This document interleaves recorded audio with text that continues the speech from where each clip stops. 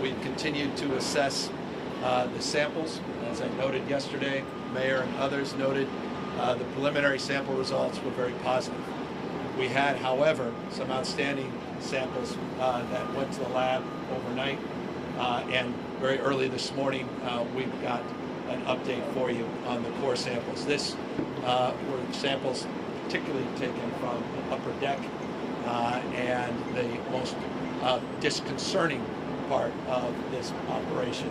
We made the determination that these samples, like the previous samples, also show promise. And that will put us in a position, allows us to make an announcement today that this will not be a demo, that we will not need to demolish and replace the I-10. We will continue the kind of repairs you're seeing being done behind me and continue a shoring plan to shore up this site. Again, 100 columns have been damaged, 9 or 10 severely, but that shoring work will continue 24/7, and it will allow us to reopen for traffic the I-10 in a matter of weeks. The estimate currently is 3 to 5 weeks. We're going to do everything in our power to move that into a more immediate future and not extend this to that 5-week period. Again, 24-hour operation, 7 days a week, rain or shine. This is good news under the circumstance, and I've got to say, on the basis of the preliminary assessments, news that frankly a lot of folks, particularly the experts you see behind me, didn't expect to share. As I noted as late as yesterday evening, we were moving on a parallel path. We were determining not just a shoring framework and plan, but we were looking at getting some prefab large structures built in real time if the demo plan was going forward. But good news appears now. Structural plan will allow us to do the surgical repairs. We'll get at least 4 of the 5 lanes open. There will be, as we get these lanes open, some nighttime repair work, so there'll be some periodic closures that folks will expect, but the key is to get these structures in a position where we can get cars and traffic moving again in the short term. Additional information some of you had asked and requested yesterday as it relates to the ongoing investigation. There's no news, no update as it relates to identifying the individual or individuals responsible for this act, or this intentional act of arson. We did do some additional materials analysis. There were no surprises. Of all the hazmat material, nothing was highly contaminated on this site. We have dust contamination plans that are operational as we speak. There is a modest amount of contaminant, particularly lead, but that was derivative from the burning of the vehicles. There was no stored materials that were toxic, and no surprises on site. So that will allow us to move forward with more aggressive debris removal in the next few days. Again, pallets, wood pallets, recycling materials, and cars, primarily operational cars and produce that were on site. I'll remind you that Apex Development, Inc. is the lessee. They have an unlawful detainer not only on this site, but I mentioned 4 other sites in the area. They now have unlawful detainer on all 5 of their sites. We brought down our legal team that is here, and we're looking at every conceivable pathway to move to expedite removal of this lessee on all the remaining sites. We continue to remind you the importance and the imperative and the work that's being done across the state, looking at similar leases, looking at similar safety concerns. That assessment continues, and again, as we get more information, we'll be sharing it with you. So 3 to 5 weeks, shoring work will continue. The bracing work you see behind me will move very quickly. And before I introduce the mayor, let me just reinforce some good news in that respect. The materials are all here for the bracing work. There's no supply concerns, no supply constraints. There's no workforce constraints. Contractors are on site, so we have all the component parts that we need. And we'll be also putting up, so you can track our progress, you can hold us to a higher level of accountability. As we noted yesterday, we have a new website which we encourage people to go to, fixthe10.ca.gov, fixthe10.ca.gov. By Friday at the latest, we're putting poles up and cameras up. There'll be 3 to 4 camera angles so that you can watch this operation unfold again 24 hours a day, 7 days a week until this thing gets done. I'll close by reminding all of you that we're taking the lessons learned from the Northridge quake, lessons learned from other incidences across this country as it relates to contracting provisions and the incentive provisions. And that's why I'm confident when I say 3 to 5 weeks that I don't want to see that 5-week mark hit. I want to see something much faster, and I have all the confidence in the world, the men and women you see behind me, and the pace of their repairs already underway, that we can not only meet our goal, we can do a little bit better in terms of that 5-week date. So that's the update. Relatively good news considering the alternative, a full demo, which would have been many, many months. We were looking at that 5 to 6 month period as the alternative, 3 to 5 weeks now as the likely time before we get these lanes, minimum 4 lanes up and operational. Final point on that. The reason we say 4 to 5 is there'll be some surgical repair work that will be done on the upper deck over a period of time, particularly as it relates to some of the side deck work. You'll see some of the tubular structure up top that was bent and melted.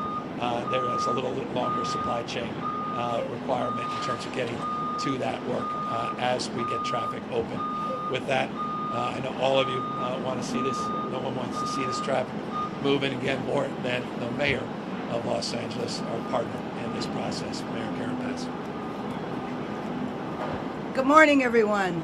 Let me begin by thanking the governor for his leadership, for mobilizing everything that we need in order to get Los Angeles back to business. Let me just say that in the midst of our emergency, I know that the governor is welcoming an international conference in San Francisco later on today. And so in the midst of that, he's down here on the job, on the ready, making sure that we have everything we need to get back to normal. So, Angelenos, it's good news. The freeway will not have to come down. So instead of months, we are talking about weeks. As the governor mentioned, 3 to 5 weeks, but it's still 3 to 5 weeks in Los Angeles for this freeway not to be in operation. Now we hope, as he said, there might be partial operation before that time, but we need to stay focused on, one, making sure that you stay informed about the traffic, making sure that you, if you work in a job where you can telecommute, please continue to telecommute. Stay on the freeways, follow your apps that will redirect you around. 300,000 commuters every day through this area. Our streets cannot take that amount, which is why we need you to stay on the freeway. But most important, something that we didn't have in 1994 is public transportation. We didn't have the technology that we have today. So there's no reason for this to be the disaster that it could be if people are not informed, do not telecommute, and do not take public transportation. I'm happy to say that the company that is working on this, third generation company, Security Pavings, they were involved in 1994. They have experience at working around the clock. I was with them yesterday. They gave me a tour of the area. Considering what this looked like on Saturday and Sunday to today, they have already done a tremendous amount of work.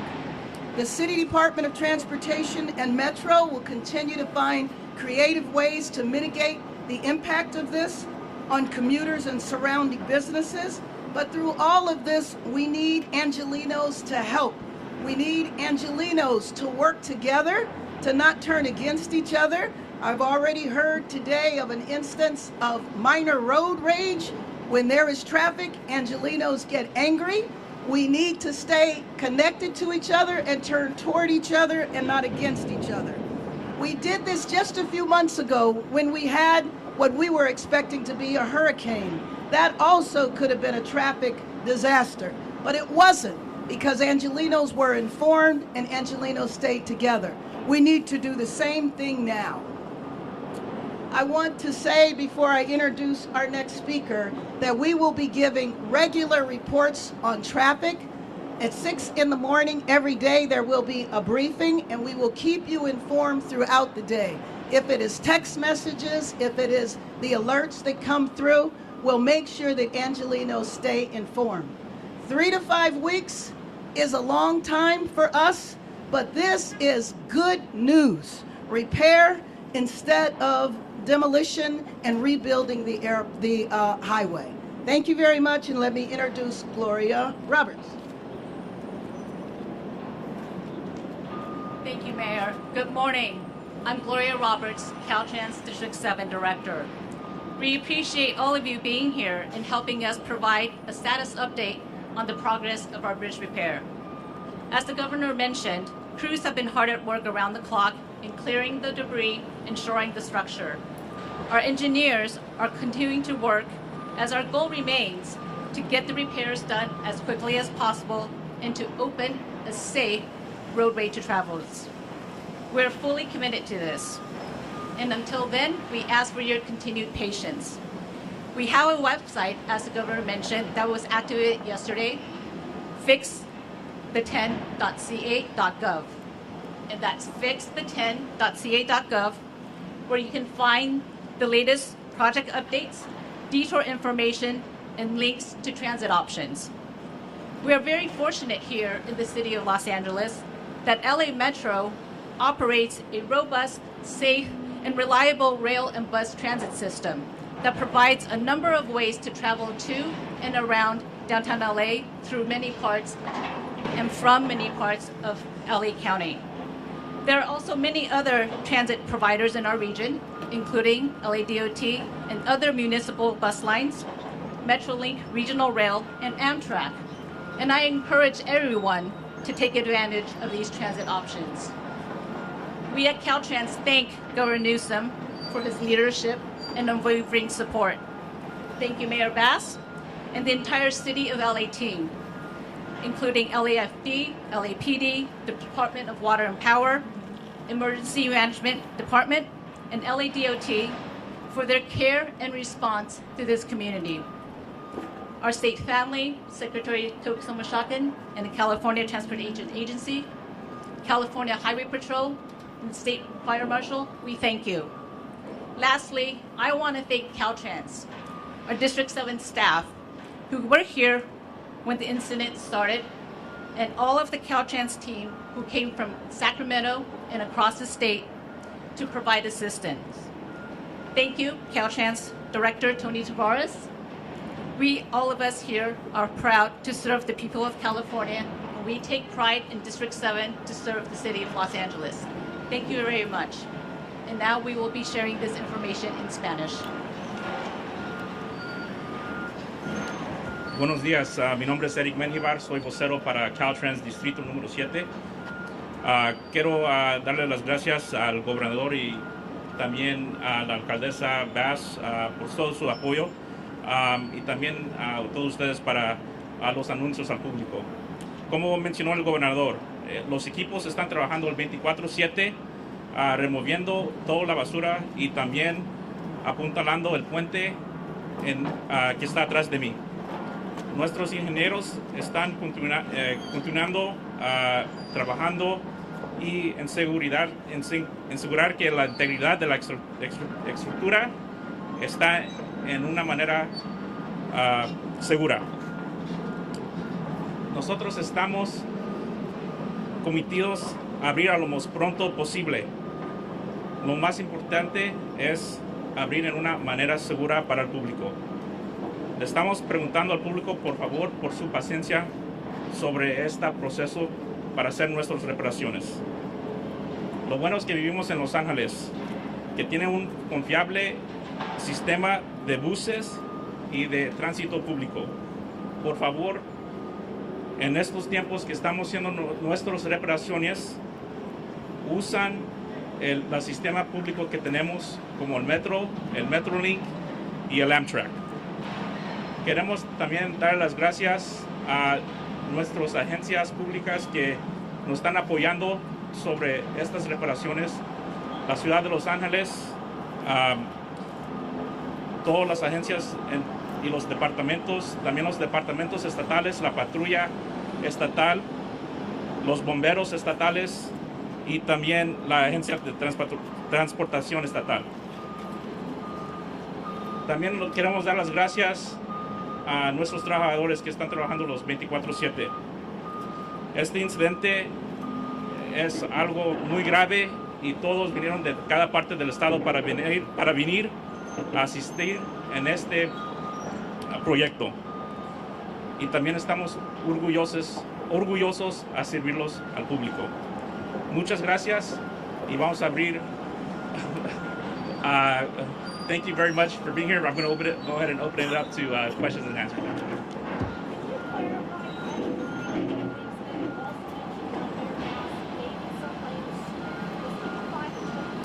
3 to 5 before we open it up back to traffic. Before we open up back to traffic, it may or may not be full 5 lanes. It could be 4 to 5 lanes again for the importance of emergency repairs on the upper deck. So don't want to overpromise that all 5 lanes will be open in 3 to 5 weeks, but we believe with confidence that 4 of the 5 lanes certainly will be hopeful that all 5 lanes will be up in operation within 3 to 5 weeks. Sir, are the columns going to be replaced? Are you putting in new concrete columns or just going to let the wood shoring? Yeah, in fact, I've got the experts here who can talk about the shoring plan, the surgical repairs, the short term in order to get traffic moving, and then the long term, which they're discussing. So our path forward right now is to shore the bridge. First priority is public safety and the worker safety. We'll get significant shoring underneath to be able to open this traffic. At that point, we'll be able to do a more detailed analysis of the column. We do anticipate there'll be significant repairs to the columns and to the other side of the bridge. But we're confident that we can do that as traffic is flowing with some intermittent nighttime flow closures. Governor, is there a dollar amount, even if it's preliminary, on the cost, and who will be paying for Well, it? Secretary Buttigieg reached out this morning. We had the Federal Highway Administrator bot in yesterday doing the analysis. It's too soon to speculate on that. Here's the good news. I'll be seeing the President in a few hours. We'll be spending the next few days with President Biden. They're all in on whatever we need, and we're assessing those costs in real time and the partnership with the federal government in relation to that. As soon as we get that preliminary data, we don't have that at the moment, we'll share it with you. But again, we just learned this morning on the basis of the new samples that came in, this is not a demo operation, it's a repair operation, so the costs will be significantly more modest than would otherwise have been borne with the network.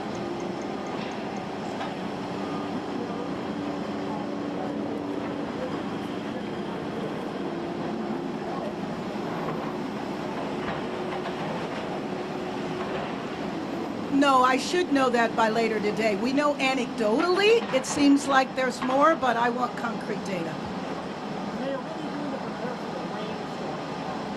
Absolutely. Well, we're meeting immediately after this with the head of Metro and our Department of Transportation to have a plan, and we will be able to announce that later. But one thing the rain will not impact is the operation here. This is 24/7, 7 days a week. I want people to tune into that webcam live, hold us to a high level. And Angelinos can expect another alert related to the rain.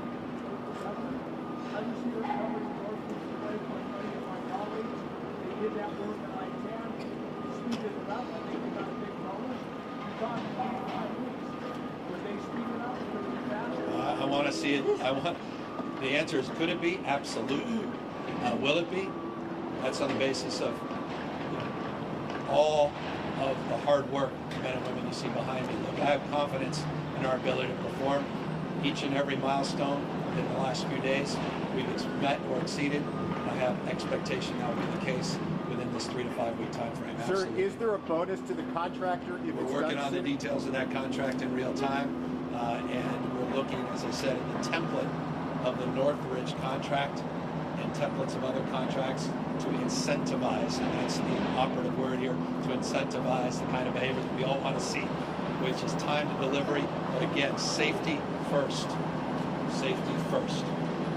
Creativity, that's a big part of this. Innovation, move heaven and earth.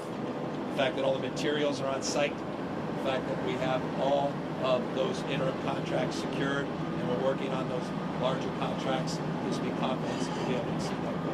And Governor, one more time, the leasing, you said it was Apex, and they have other lots. Are those also pallet yards under freeways Yeah, like this? and the details, again, are more challenged because of the operator themselves. I'll remind you that we will be in court January, late January, early February with this lessee because he illegally subleased this site to at least 5, maybe 6 sublessees. That is not inconsistent with his other leases. And so that's being determined in real time. But we have an unlawful detainer in all 5 of his leased properties. And we've got our legal team working to see what we can do to immediately evict again to the extent possible. But we will be in court. And as it relates to these sublessees, there were no surprises as it relates to, again, the hazardous materials. It was what we had assumed: simple pallets, wooden pallets, metal, and other recycling materials, as well as operational cars. Again, no highly hazardous materials or contaminants were found on site. All of this will be cleaned up by the end of the week. Have you given an order to start reviewing the other lots? We just rode by one just a few blocks from here, and it looked like there were old cars and wood, and from an outsider, it looked like a lot of junk underneath the freeway. Yeah, you may have heard my comments on this, and I'll reinforce them. The answer is yes, and that's been going on for a number of days now. There's thousands and thousands of leases across the state of California. Private lessees, public lessees.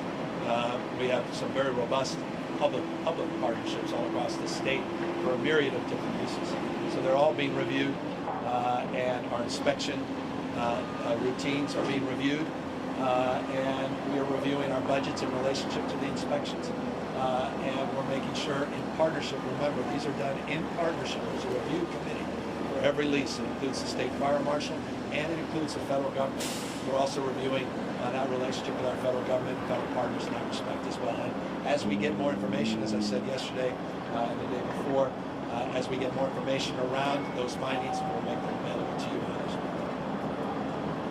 Anybody else?